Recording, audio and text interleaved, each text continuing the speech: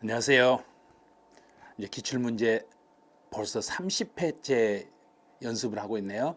자, 28회, 29회, 30회, 이제 30회까지 왔어요. 근데 30회 문제는 또 어떤 형태로 문제가 출제가 됐고, 이 문제는 수준 난이도가 어땠는지, 자, 매년 난이도들이 약간씩 난이도가 좀 차이가 있는데, 어떨 때는 지문이 엄청 길게 나오고, 어떨 때는 지문이 작게 나오는데 이 30회 기출문제가 지문이 거의 작게 나오고 한두 문제만 지문이 길게 나왔지 나머지 문제는 아주 단순하게 문제가 나왔던 해차라고 보시면 돼요.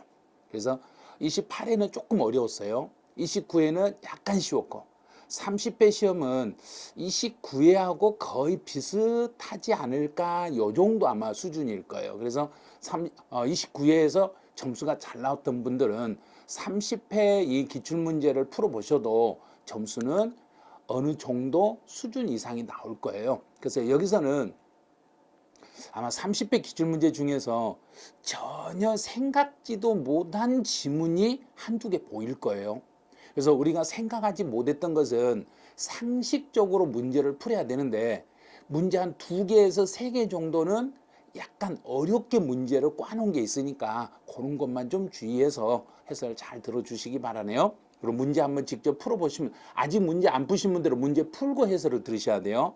직접 문제 풀어보시고 단 16문제니까 20분 동안 문제를 푸시고 20분 뒤에 해설 강의 들으시고 이렇게 정리를 해주시면 되겠네요.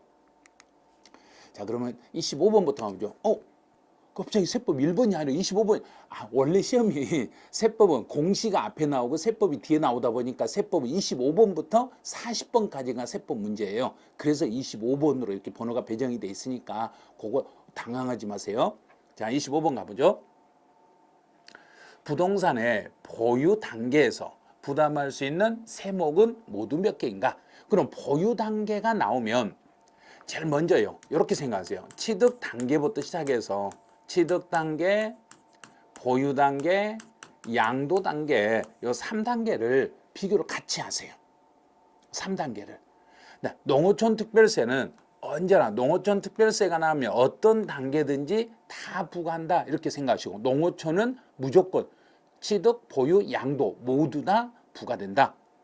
지방교육세는 취득 단계와 보유 단계만 나오고 양도 단계는 절대로 안 나옵니다. 지방의 소득세는 보유 단계와 양도 단계는 나오는데 취득 단계는 절대로 나올 수 없습니다. 지역 자원시설세는 재산세와 재산세, 고지세 나란히 기록에서 나오니까 지역 자원시설세는 보유 단계만 나오고 취득 단계나 양도 단계는 나올 수가 없네요. 그럼 보유 단계에서 부담할 수 있는 것은 모두 골라라 해서 모두네? 하나 둘 셋 넷 모두 다네. 그래서 정답은 5번이 되겠네요. 만약에 이 문제를 가지고 양도 단계에 부과될 수 있는 세금을 골라라 그러면 한 개, 두 개밖에 안 되네요. 이런 식으로 취득 단계, 보유 단계, 양도 단계를 한꺼번에 전부 정리를 한번 해주셔야 돼요. 이제 26번 문제로 가보죠. 26번은 법정기일 전에 저당권이 설정이 되어 있네요. 그럼 법정기일 전에 저당권이 설정이 되어 있으니까 1번 순위는 법정기일보다 먼저 설정을 했으니까 1순위가 설정이 되는 거예요. 2번 순위는 세금이 뒤로 이렇게 밀리는 거죠. 설정하고 세금하고 두 개 관계가 이렇게 비교가 됐어. 그런데 문제는 요 세금 중에 설정 일자에 관계없이 언제나 설정보다 앞으로 간 게 있네. 그러면 저당권에 대해서 설정 일자에 관계없이 여기에 0순위가 있더란 이야기예요. 0번 순위는 그 재산에 부과된 세금이라는 게 있어요. 그럼 그 재산에 부과된 세금은 설정 일자에 관계없이 설정보다 요 세금이 그 재산에 부과된 세금이 먼저 가져가네요. 그럼 이제 그 재산에 대하여 부과된 다음의 국세나 지방세 중에서 저당권에 따라 담보된 채권에 우선하여 징수하는 것은 몇 개인가요? 25번도 몇 개인가요? 26번도 몇 개인가요? 완전 30배 시험은 1번하고 2번에서 개수 문제로 그냥 막 때려잡았네요. 그것도 박스 문제로 넣어놓고. 문제가 쉬울 때 약간의 쉬우니까 약간 어렵게 만들려고 이렇게 하는 것 뿐이에요. 근데 너무 뭐 당황할 필요 없어요. 그 재산에 부과된 세금 중에 지방세가 있고 국세가 있죠. 그럼 이제 지방세는 가장 대표적인 게 재산세, 그 다음에 자동차세, 재산세와 자동차세와 또 지역 자원시설세라고 있네요. 이제 또 재산세 여기에 부과되는 지방교육세, 그다음에 자동차세 여기에 부과되는 지방교육세, 이것도 그 재산에 부과된 세금이라고 보시면 돼요. 그다음에 국세는 다시 또 세 개로 나누죠. 국세는 종합부동산세와 상속세와 증여세 같은 게 있네요. 증여세, 상속세, 이게 그 재산에 부과된 세금인데 이 세금들을 이 세금이 있는지를 찾으라는 이야기예요. 자, 가보죠. 종합부동산세 들어있네요. 취득세 부과되는 지방교육세 안 되죠. 등록면허세 안 되네요. 종합소득세 안 되죠. 지역자원시설세 해당되네. 그럼 동그라미 친 게 한 개, 두 개가 답이네. 그래서 2번이 답이 되는 거예요. 그 재산에 부과된 세금의 종류를 꼭 암기를 하셔야 돼요. 그 재산에 부과된 세금은 중개사 시험에서 우선순위 문제가 나왔을 때 주로 나오는 게 그 재산에 부과된 세금의 종류를 알고 있는가, 요거 물어보는 거예요. 그래서 이 세금의 종류를 좀 암기 좀 해놓으셔야 돼요. 지금 혹시 아직까지 암기 안 되신 분 있으면 꼭 올해 시험은 우선순위 문제가 시험에 계산 문제도 나올 수 있으니까요. 요거 연습 좀 해놓으셔야 돼요. 이제 27번으로 가보죠. 이 신청이나 심판 청구에 대한 설명으로 틀린 걸 찾아라 그랬네요. 자, 과태료. 과태료 부과처분은, 과태료라는 것은 지금 현장에서 현장범으로 걸렸잖아요. 그러면 지금 카메라 찍혀 있잖아요. 증거 있잖아요. 증거 있는데 불복을 제기해서 되겠는가요? 안 되죠. 그래서 과태료 부과처분이나 통고처분에 대해서는 이 신청을 할 수가 없습니다. 자, 두 번째는 뭐냐면 공매처분을 보류합니다. 공매처분을 보류한다는 이야기는 소송 중에도 이 신청이나 불복 청구 중에도 정부 세무 공무원들이 내 재산을 압류할 수 있어요. 내 재산을 압류해서 들고 있다가 최종 판결이 떨어지고 나면 판결 난 날로부터 일정 시간 안에 너 돈 가져와라. 돈 가져와서 이 물건 찾아가든지 아니면 너 이 날까지 돈 안 가져오면 내가 압류한 이 재산 팔아버리겠다. 이렇게 가는 거예요. 그래서 여기서 날짜를 잡아야 돼요. 공매처분을 보류하는 것은 30일 동안만 보류를 해줘요. 한 달 동안 보류해주고 한 달 지나면 바로 공매처분 해버린다는 이야기예요. 한 달 동안만 이 30일이라는 날짜 기억하세요. 자, 3번. 천재지변 등으로 인하여 기한의 연장사유, 천재지변이 발생해가지고 불복을 제기할 때 원칙은 그걸 불복을 내가 불만이 있으면 90일 안에 불복을 제기하셔야 돼요. 90일이라는 시간 안에 불복을 제기하는데 90일 안에 불복을 제기하려고 했더니 천재지변이 발생했네. 그러면 천재지변이 발생이 됐을 때는 그 천재지변의 사유가 소멸한 날로부터 일정 시간을 연장해 주는데 그 연장된 시간이 14일을 연장해 주는 거예요. 10일을 연장해 주는 게 아니라 14일을 연장해 주는 거예요. 뭐하고 똑같냐면 고지서가 너무 늦게 도착해가지고 도착한 날로부터 납부 기한까지 채 7일도 남지 않았을 때는 도착한 날 플러스 14일 그러죠. 도착한 날 플러스 14일의 시간을 더 주는데 여기도 천재지변이 발생해서 불복을 제기할 수가 없는 사유가 발생하면 이 경우도 그 사유가 해소되고 플러스 14일의 시간을 더 드리겠습니다. 이렇게 가는 거죠. 그럼 3번 이게 답이네요. 이제 4번은 혈족을 대리인으로, 그럼 이제 공인회계사나 세무사나 변호사를 대리인으로 선임하는 게 아니라 내 가족 중에 한 사람을 대리인으로 선임할 때는 금액이 작아야 돼요. 지방세 같은 경우는 1,000만 원 미만이면 지방세는 1,000만 원 미만이었을 때 혈족을 대리인으로 선임할 수 있겠습니다. 이제 심판 청구에 이유가 없다고 인정될 때, 이유가 없다는 이야기는 검토해봤더니 정부가 고지서를 보낸 게 합당하더란 이야기예요. 그럼 불만이, 당신 불만이 없는데요? 지금 우리가 고지서 보는 게 합당한데 왜 불만이 있다고 그러세요? 검토해보니까 당신 말이 틀렸어요. 우리가 고지서 보낸 게 맞아요. 자, 그러면 이유가 없다고 인정이 됐을 때는 요거를 기각합니다. 기각. 그럼 검토해보고 거절합니다. 이건 기각이에요. 그런데 만약에 90일이라는 시간이 지나서 불복을 제기하면 우리는 시간이 지나서 이 불복 청구는 검토도 안 하겠습니다. 그거는 카카. 또 20일이라는 보정기간에 정보를 보충해 주라고 했는데 그 정보를 보충해 주지 않으면 정부가 결정을 할 수가 없잖아요. 정부가 부족하니까. 결정을 할 수가 없으니까 이것도 각하사유에 해당됩니다. 그런 거예요. 자, 그럼 기각하고 각하사유가 어떻게 되는지 이제 구별하시죠. 28번으로 가보죠. 취득 시기에 대한 설명으로 틀린 거. 상속은 상속개실. 유상승계 취득은 사실상 잔금 지급일과 등기일을 비교해서 그 중에 빠른 날입니다. 이거 두 개를 비교해서 이 중에서 그 중에서 빠른 날로 이렇게 잡으시면 돼요. 건축물을 건축했다. 그럼 건물을 건축했을 때는 허가를 받았을 때는 사용 승인서를 내주는 날과 내가 허가 안 받고 그냥 들어가서 사실상 사용일 중에서 그 중에 빠른 날인데 사용 승인서를 내주기 전에 임시 사용 승인을 받았을 때는 임시 사용 승인을 받은 날과 사실상 사용일 중에서 빠른 날입니다. 이렇게 가면 돼요. 이제 재산 분할이네요. 이거는 조심하셔야 돼요.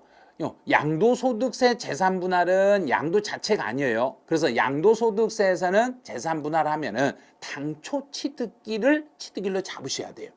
그런데 취득세에서는 재산 분할을 하더라도 내가 내 앞으로 등기를 해야 하잖아요. 그럼 한 사람 명의로 돼 있는 걸 나눠가지고 내 앞으로 등기를 해야 되니까 취득세에서는 등기분에 대한 취득세를 과세하는 거예요. 이전 등기에 대한 취득세를 과세할 때 등기분에 대한 취득세를 과세할 때는 등기분이니까 전체 표준 세율에서 중과 기준세율을 빼고 중과 기준세를 빼가지고 등기분에 대해서만 취득세를 물리니까 이런 경우는 등기 한 날을 기준으로 하겠습니다. 이렇게 가는 거예요. 이제 토지를 원시 취득했네요. 토지를 원시로 취득했을 때는 공사가 끝났다는 걸 확인해 주는 날 이렇게 간다겠죠. 공사, 준공, 인가일로 가요. 등기일이 아니라 토지를 원시 취득했을 때는 공사가 끝났다는 걸, 그래서 공사, 준공, 인가가 떨어지면 이날을 취득일로 잡겠습니다. 그럼 답으로 보이네요. 문제가 지문이 꽤 짧죠? 다른 회차보다 지문이 아주 짧아서 문제 풀기가 수월했을 거란 이야기, 시간이 남았을 거란 이야기예요. 그런데 내용은 그렇게 막 쉬운 내용은 아니에요. 중간 정도 난이도 수준에서 문제가 나왔기 때문에 이것도 공부를 안 하면 풀기가 약간 어려운 문제들이에요. 이제 취득세 표준세율 중에서 가장 높은 걸 찾아라. 그럼 가장 높은 걸 찾아라. 그럼 세율을 다 써봐야 돼요. 자, 상속으로 건물이라는 건 농지가 아니겠죠. 농지 이외를 상속을 받았을 때는 2.8%의 세율로 갑니다. 이제 사회복지법인이 그럼 비영리단체네. 비영리단체가 기부, 그러면 증여. 비영리단체가 증여를 받았을 때는 2.8%입니다. 건축물을 원시로 취득해도 2.8%입니다. 무주택자가 주택이 없는 사람이 그럼 무주택자가 주택을 취득했는데 6억짜리 주택을 취득했네. 그럼 주택을 유상으로 거래할 때는 6억 이하는 1%. 그럼 1%. 여기는 6억 이하니까 1%짜리 세율이네요. 5번은 농지를 유상으로 취득했네. 그럼 농지를 유상으로 거래했을 때는 3%, 농지가 아니었을 때는 4%. 자, 이 중에서 쭉 보니까 이게 제일 높네요. 그래서 5번 이게 정답이네요. 5번이 정답이 돼요. 세율은 반드시 암기를 하시라고 그랬어요. 세율은 암기를 안 하시면 아무리 쉬운 문제가 나와도 풀기가 어려워요. 그래서 취득세 세율하고 재산세 세율하고 양도소득세 세율 이 세 군데는 기본으로 암기를 하고 시험을 보러 가셔야 되네요. 이제 30번 문제. 여기도 짧아요. 취득세가 부과되지 않는 걸 찾아라. 그러면 취득세 비과세를 찾아라 이 말이에요. 공동주택을 계속 아파트 우리 집 수리했죠. 집을 수리했을 때는 시가 표준에 9억이 안 된 집이라면 가액이 증가돼도 비과세라겠네요. 시가 표준에 9억 원 이하인 경우에는 원칙은 가액 증가가 되더라도 비과세입니다. 단 가로가 있었죠. 가로. 대수선은 제외합니다. 대수선은 제외한다는 이야기는 대수선은 금액에 관계없이 대수선 같은 경우는 금액에 관계없이 과세 대상입니다. 이렇게 가는 거예요. 그래서 대수선은 빼고 시가 표준에 9억이 넘지 않는 주택은 개수해서 가액이 증가되더라도 요거는 비과세입니다. 그럼 답은 1번이네. 형제 간에 부동산을 서로 교환했네요. 그러면 형제 간에 부동산을 교환했으니까 등기되어 있는 물을 서로 맞바꿨죠. 형제 간에 서로 맞바꿨으니까 유상승계 취득으로 봐서 이거 유상승계 취득이에요. 유상승계 취득으로 봐서 과세 대상입니다. 직계 존속으로부터 주택을 증여받았습니다. 그러면 직계 존속 그러면 개인이죠. 개인이 증여를 받았으니까 3.5%로 요거 취득세 과세를 합니다. 일반적인 증여는 개인들이 증여받았을 때는 3.5%로 취득세를 과세하는 거예요. 근데 파산 선고 처분으로 부동산을 취득했어요. 그럼 파산 신청한 사람의 재산을 국가기관을 통해서 취득했으니까 여기도 유상승계 취득이네요. 유상승계 취득으로 봐서 농지를 유상으로 취득하면 3%, 농지가 아니면 4%. 그래서 이것도 취득세 과세 대상이 됩니다. 주택조합이 조합원용으로 조합주택용 부동산을 취득했습니다. 조합원용으로 취득했으니까 조합원이 취득한 걸로 봐서 조합원에게 취득세를 과세하겠습니다. 이렇게 가면 되는 거죠. 그래서 1번이 비과세고 나머지는 전부 과세 대상이네요. 정답은 1번. 이제 조금 긴 게 나왔네요. 자, 등록면허세에 대한 설명으로 틀린 걸 찾아라. 1번은 납세지 나왔네요. 등록면허세 납세지는 부동산 소재지를 납세지로 하고, 두 번째로 등록면허세는 신고 기한까지 신고는 안 했지만 등록하기 전에 돈만 내버리면, 신고를 안 했더라도 돈을 내버리면 신고하고 납부한 걸로 보기 때문에 무신고 가산세는 부과되지 않습니다. 지문은 길었지만 실제로 답은 너무너무 쉬웠네요. 그래서 등록면허세는 올해도 35회 시험도 동그라미 2번이 시험에 나올 확률이 아주 높으니까 기억을 하시라고 했어요. 신고는 안 했지만 등록하기 전에 돈만 내버리면 신고하고 납부한 걸로 보기 때문에 가산세는 물리지 않습니다. 담당 공무원의 착오로 담당 공무원이 등기를 잘못했네. 만약에 우리 집이 101호인데 등기를 할 때 1001호로 등기해버렸네. 그럼 이거 잘못됐잖아요. 이 등기가 잘못됐으니까 이걸 다시 정정 등기하는 것은 국가가 해줘야죠. 내가 가서 정정하는 게 아니라 국가 공무원이 잘못 등기했으니까 국가에서 알아서 등기를 다시 바꿔주셔야 돼. 그럼 이건 비과세네요. 그럼 이런 경우는 등록면허세를 부과하지 않습니다. 이제 채권 금액이란 말이 딱 뜨면 채권 금액이 없으면 채권의 목적이 된 거, 채권의 목적이 된 금액이나 처분의 제한의 목적이 된 금액을 대신 채권 금액으로 봐서 세금을 물리시면 돼. 그 다음에 은행 나왔네. 은행 딱 보이는 순간 은행, 백화점, 병원은 중과세 하지 않습니다. 중과세를 하지 아니합니다. 중과는 신경 쓰면 안 돼요. 은행, 병원, 백화점은 중과세 하지 않습니다. 왜? 도시형 업종이니까 중과세를 하지 않습니다. 지문은 길었지만 실제로 답은 너무 쉬웠습니다. 자, 32번으로 가보죠. 재산세에서 초과 누진세일로 되어 있는 재산을 모두 골라라. 요것도 할만하죠. 이제 다 정리돼 있잖아요. 재산세에서 초과 누진세일로 갈 수 있는 것은 토지 중에서 종합 합산 토지와 합산이라는 단어가 들어가면 초과 누진세라고 그랬어요. 별도 합산 토지는 종합 합산 토지는 0.2에서 0.5%의 초과 누진세로 가는 거고 별도는 0.2에서 0.4까지의 초과 누진세로 갑니다. 또 하나가 주택이 있네요. 일반적인 주택인 경우에는 0.1에서 0.4까지의 초과 누진세로 가겠습니다. 여기 초과 누진세를 그럼 찾아. 별도 합산 분리관세는 비례세. 그다음에 건축물도 비례세. 주택도 주택 요거 초과 누진세. 그럼 초과 누진세로 된 것은 기역, 리을. 기역과 리을 두 개네. 문제가 어려운 게 아니라 알고 있으면 세율 같은 거요. 즉 요 기본 틀만 알고 있으면 풀 수 있는 문제예요. 근데 이거 쉬운 문제 아니에요. 이 정도가 중상해. 왜냐하면 이 세율에 대한 전체 틀을 알아야 된다는 이야기예요. 제가 이제 설명할 때 보니까 너무 가볍게 너무 쉽게 생각하는데 제가 알고 있어야 해요. 알고 있는 사람 입장에서는 이렇게 쉬워. 그런데 모르고 있는 분 입장에서는 너무너무 어려운 문제가 이런 문제라는 이야기예요. 그래서 세율 문제는 언제나 다 틀을 딱 잡고 계셔야 돼.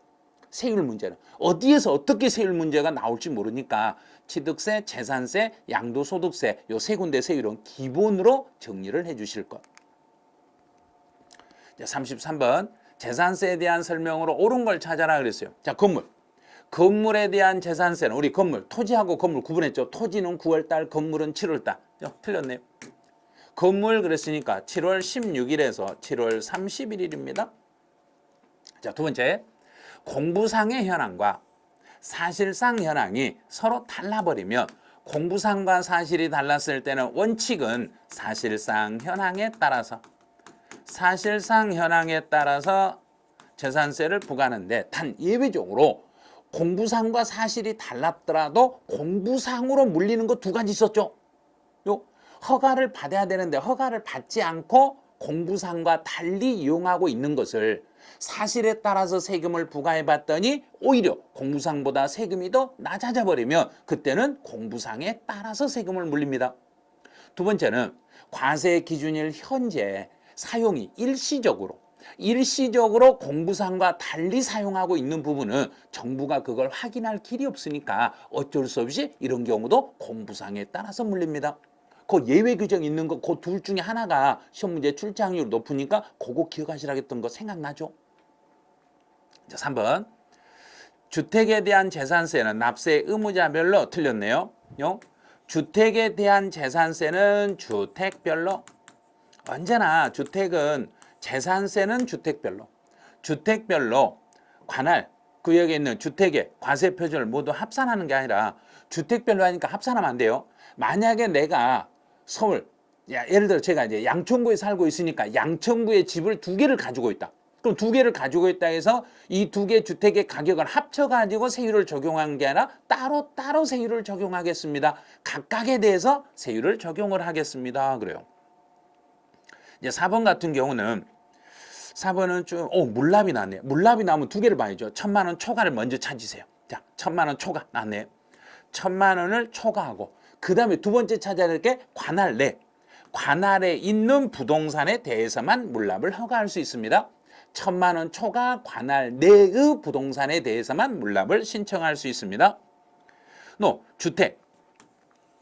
주택에 대한 과세 표준은 주택이라는 단어가 딱 뜨는 순간 주택에 나오는 공정시장 가액비율 60%를 곱합니다. 1세대 1주택은 아니라겠죠. 1세대 1주택이 아니기 때문에 주택에 대한 공정시장 가액비율은 60%. 만약에 1세대 1주택이다. 그럼 공시가격이 3억 이하에 대해서는 43%. 3억 초과 6억 이하는 44%. 6억이 초과됐으면 그때는 45% 이렇게 가는 거죠. 또 토지나 건축물에 대한 공정시장 가액비율은 70%. 자, 다 됐네. 그러면 1번 틀렸죠. 2번도 틀렸죠. 3번 틀렸네요. 5번도 틀렸네요. 그럼 정답은 4번 이렇게 가는 거죠. 자, 올해도 재산세 물납하고 관련된 거 시험에 나올 차례인데 물납이 나오면 무조건 1,000 초과, 1,000만 원 초과 관할 내의 부동산 이렇게 익히시면 돼요. 자, 34번. 재산세 비과세 대상에 해당하는 걸 찾아봐라. 1년 이상 정부가 사용을 하네. 사용을 할 때는 유상이냐 무상이냐. 유상. 유료로 사용이 됐으니까 과세 대상입니다. 이건 비과세를 찾으라 했으니까 1번은 탈락. 자, 두 번째. 한국농어촌공사가 농가에게 공급하기 위하여 소유하고 있는 농지네요. 그러면 농어촌공사가 농가에게 공급하기 위해서 소유하고 있는 농지는 이건 분리과세네요. 이것도 분리과세. 과세네. 그럼 분리과세니까 너도 탈락. 자, 제방. 제방은 원칙은 비과세. 제방은 원래는 비과세예요. 그런데 만약에 특정인이 전용하고 있으며 그 특정한 그 사람만 제방에서 특별한 이득을 보고 있으니까 이 경우는 과세. 이제 통제보호구역이 나왔죠. 통제보호구역에 있는 토지는 원래는 비과세 군시설이니까. 그런데 전답과선 대지는 개인의 사적인 재산들에 대해서는 과세. 그래서 통제보호구역 안에 있을지라도 개인의 사적인 재산인 전답과손 대지는 요거는 과세. 이제 최종님이나 시험님은 국가가 특별히 관리하는 임야들이니까 여기는 비과세. 그래서 비과세를 찾아라 그랬으니까 답은 5번 이렇게 찾으시면 돼요. 그렇게 막 쉬운 문제도 아니고 아주 어려운 문제도 아니에요. 지금 이 30회 문제는 중간 정도 수준에서 문제가 나왔다고 보시면 돼요. 이제 35번이네요. 틀린 걸 찾아라 그랬어요. 자, 1번은 자연 환경지구 안에 있는 임야입니다. 환경지구 안에 있는 임야는 분리과세 대상이네요. 분리과세. 재산세에서 분리과세는 종합부동산세를 부과할 수 있을까요? 그랬더니 분리과세는요 종부세 안 나오지요. 분리과세는 종부세 나올 일이 없죠. 그런데 납세의무가 있어요. 그랬으니까 틀렸네요. 이거 엄청 어려운 질문이에요. 재산세 과세 구분을 완벽히 할 줄 알아야 돼요. 재산세 과세 구분 중에서 종합합산 토지와 별도합산 토지는 종부세 대상으로 넘어오는데 분리과세 대상이 되는 토지는 종부세 대상이 되지 않습니다. 자, 그럼 1번 탈락. 그럼 틀린 걸 찾아라 했으니까 바로 1번이 답이네요. 2번은 주택분 종합부동산세 납세의무자가 1세대 1주택자에 해당이 되면 세액공제를 받을 수 있어. 그럼 연령에 따른 세액공제와 보유기간에 따른 세액공제를 다 더해가지고 최대 80%까지요.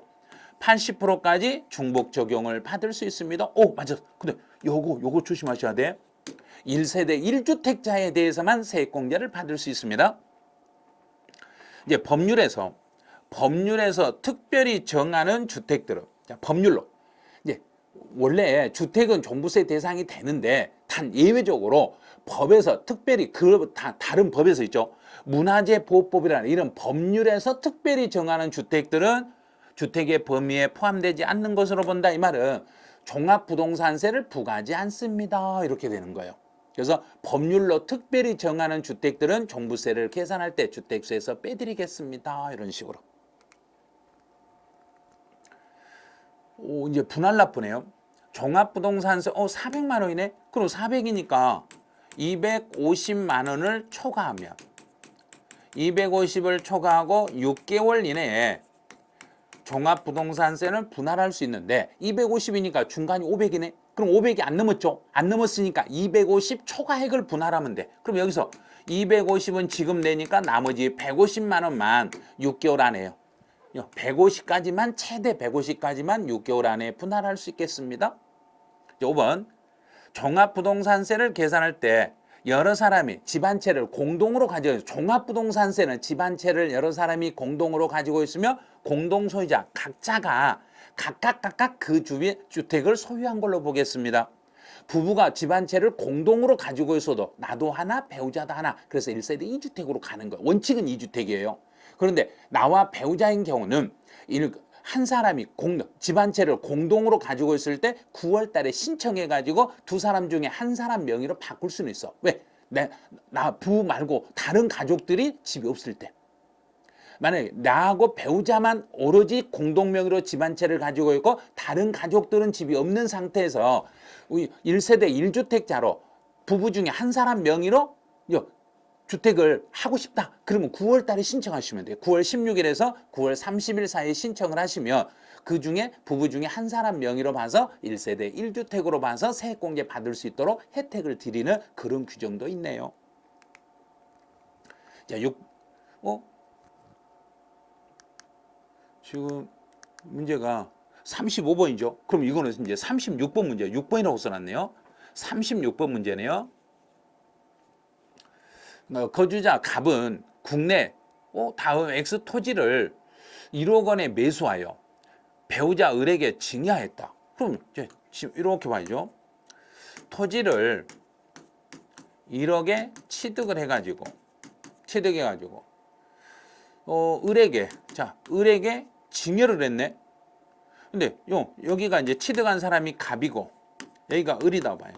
을에게 증여를 했는데 증여할 때 가격이 시가가 2억이네요. 증여할 때 가격은 2억이요.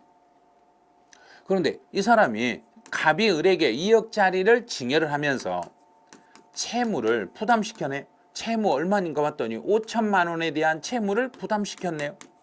5천. 그럼 이렇게 돼. 이거 부담부 증여죠? 이제 부담부 증여가 나왔을 때는 언제나 제일 먼저 해야 될 게 양도 비율. 양도 비율이 몇 프로인지를 요걸 먼저 찾아야죠. 그럼 양도 비율을 찾을 때는 총 증여 가액 분의 채무 인수액으로 지금 양도 비율을 찾았어. 자, 그러면 전체 증여 가액은 2억이고 채무 인수는 5천이네. 자, 그럼 이제 계산기. 자, 계산기 언제로 준비하세요? 계산기, 이 정도 계산기는 준비해가지고 반드시 이 정도 계산기를 가지고 시험장에 가서 풀 수 있도록 하셔야 돼요. 그러면 5천 나누기 2억. 그러면 지금 25%네. 25%가 양도네요. 25%가 양도. 그러면 25%를 전체를 양도하는 게 아니라 25%를 양도했으니까 이제 찾아. 자, 배우자 간 부담부 증여로서 수증자에게 인수되지 아니한 것으로 추정되는, 인수되지 않았다는 이야기는 채무 인수를, 배우자의 채무를 인수를 했지만 그거 확인이 안 된다는 이야기예요. 확인이 안 됐을 때는 유상 이전으로 보는 게 아니라 증여로 보는 거예요. 채무액에 해당하는 부분에서 제외한다는 이야기는 증여로 보겠습니다. 인수되지 아니한 것으로 봤으니까 증여로 보겠습니다. 만약에 을이 인수한 채무를 인수했다고 확인되면 그 5천만 원은 양도로 봐드리겠습니다. 그러면 취득 가격은 어떻게 구해요? 그러면 처음에 살 때 1억 주고 샀잖아요. 1억 주고 산 것을 이번에 판 것 양도 비율이 25% 양도 비율이니까 2,500만 원짜리 이만큼만 양도한 걸로 보는 거예요. 1억짜리 산 걸 다 양도한 게 아니라 1억 중에 25%만 양도했으니까 취득 가격은 2,500입니다. 이렇게 가는 거죠. 그 다음에 양도로 보는 양도 가액은요. 그러면 지금 증여할 때 시가가 2억이었는데 2억 중에 25%를 양도했으니까 자, 여기도 25% 이제 곱하기 2억 곱해봐요. 그럼 5천만 원이네. 5천만 원이 양도 가액입니다. 5천만 원이 양도 가액입니다. 이거 맞았네.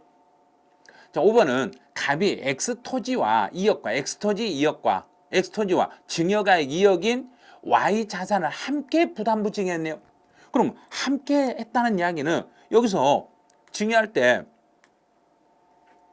여기 2억짜리 하나하고 또 Y 자산 2억짜리를 두 개를 증여를 하면서 채무 5천을 부담시켰네.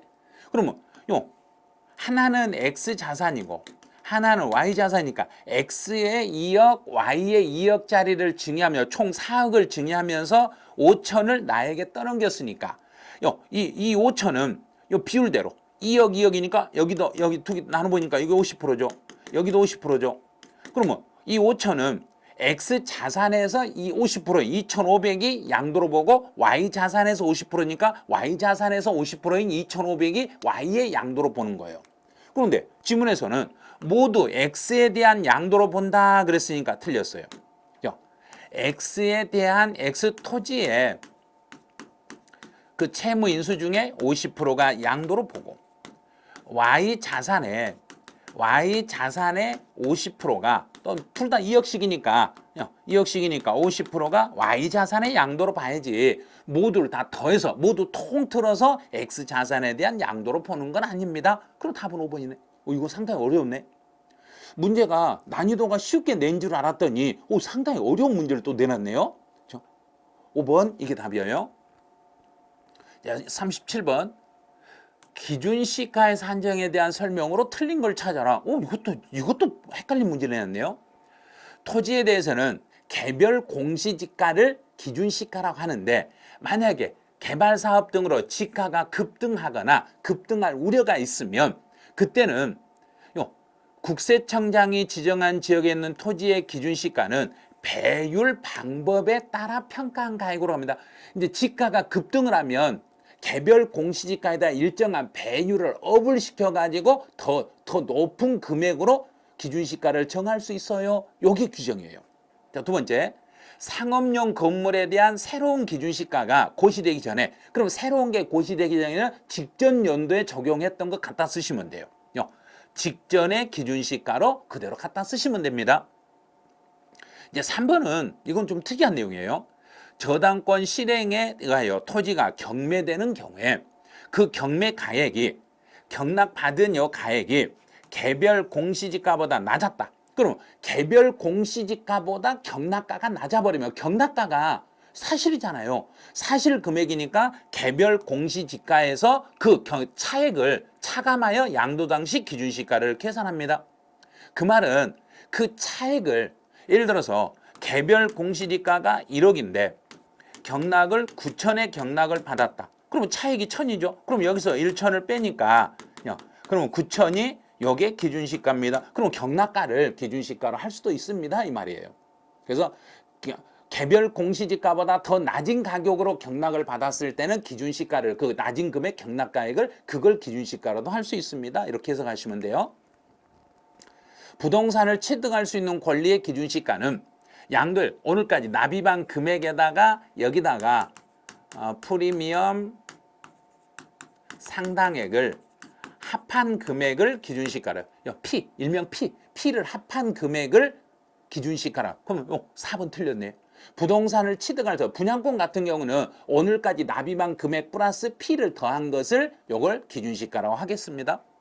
그다음 5번은 오피스텔의 기준시가는 매년 국세청장이 1회 이상 국세청장이 토지 건물을 일괄하여 매년 1월 1일 날 고시를 해줘요. 그래서 오피스텔 같은 경우는 매년 1회 이상 국세청장이 토지와 건물에 대하여 일괄 산정 고시한 가격을 기준시가라고 하겠습니다. 그래요. 요것도 좀 난이도 있는 문제죠.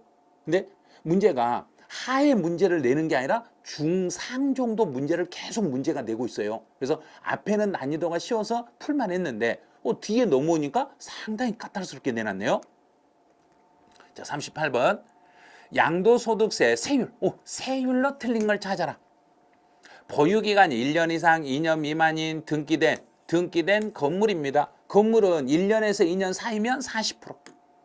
조합원 입주권은 1년도 안 됐으면 70%. 분양권은 1년에서 2년 사이다. 그럼 분양권은 1년이 안 되면 70%, 1년 넘으면 무조건 60%. 자, 분양권은 무조건 1년이 넘으면 60%. 그다음 양도소득이 1,400만 원 이하인 등기된 2년 이상. 그러면 2년 이상이니까 6에서 45%의 세율로 가는데 이 경우는 비사업용의 토지였을 때는 여기다 10% 할증해서 16에서 55%로 가. 근데 가장 낮은 여기가 1,400 이하이면 16%의 세율. 가장 낮은 게 요게 1,400 이하일 때.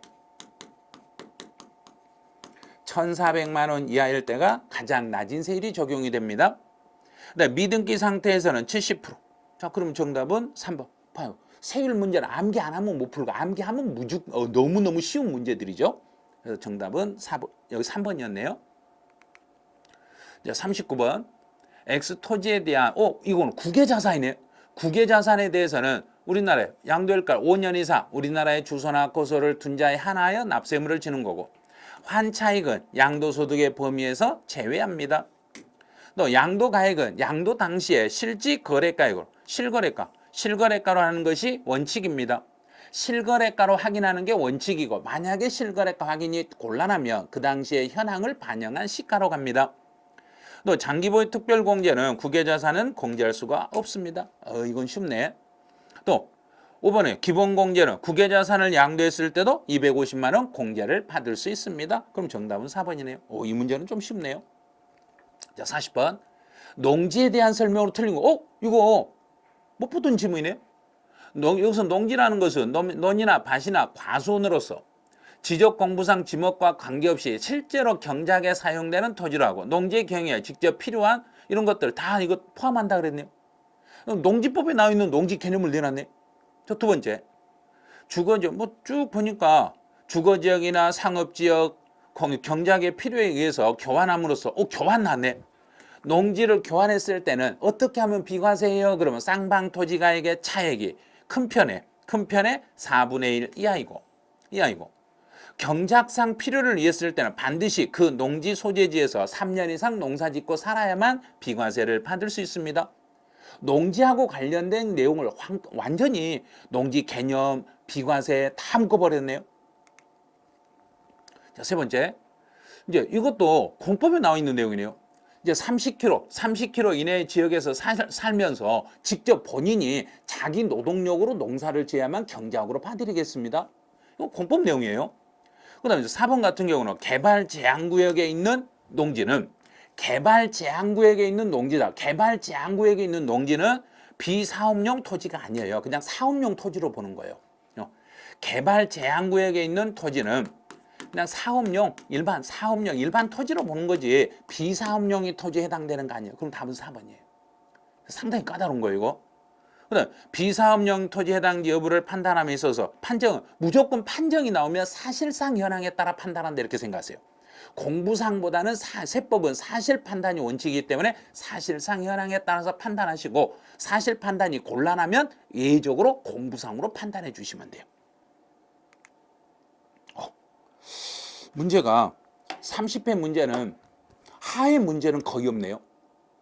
중상의 문제들로 구성이 됐네요.